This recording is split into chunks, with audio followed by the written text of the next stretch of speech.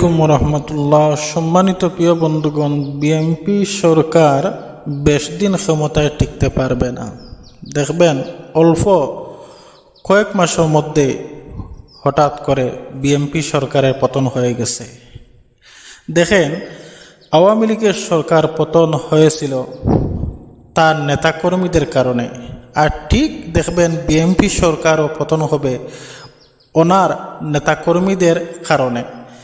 আমাদের প্রধানমন্ত্রী, বর্তমান প্রধানমন্ত্রী আলহামদুলিল্লাহ তিনি ভালো, এ কারণ উনি ভালো হওয়ার কথা, উনি জিয়াউর রহমান সাহেবের উত্তরসূরি, কিন্তু ওনার নেতাকর্মীদের কারণে উনি ক্ষতিগ্রস্ত হবেন।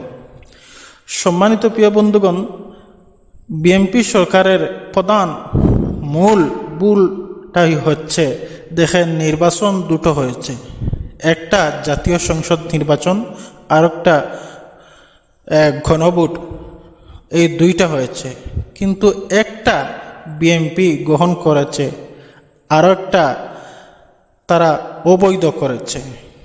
মূল কারণ হচ্ছে এটাই। দেখেন এই বাংলাদেশের এত মানুষে গণভোট দিয়েছে, কিন্তু বিএনপি এই গণভোটের রায়কে বাতিল করে নাই।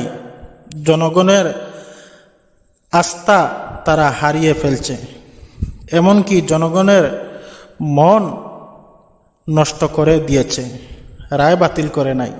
আর এই কারণে দেখবেন আজ হোক কাল হোক এই বিএনপি সরকার পতন হবে এই গণভোটের রায় না মানার কারণে। সম্মানিত প্রিয় বন্ধুগণ, শেখ হাসিনা যেমন পতন হয়েছিল অহংকারের কারণে, তার নিজের বানানো আইন দ্বারা দেশ পরিচালনা করেছিল। যাই হোক, এর কারণে পতন হয়েছিল, কিন্তু এর ফাঁদে পা দিতে আসেন আমাদের প্রধানমন্ত্রী সাহেব।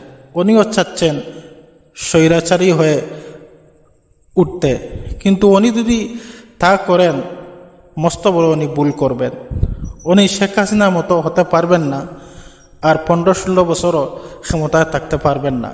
দেখেন 15-16 মাস নি উনি থাকতে পারেন, এখনো সময় আছে। এই বিএনপি সরকার ক্ষমতায় থাকতে হলে আপনারা গণভোটের রায়কে বাস্তবায়ন করেন, দেখবেন জনগণের মন পাবেন। আসসালামু আলাইকুম রহমতুল্লাহ।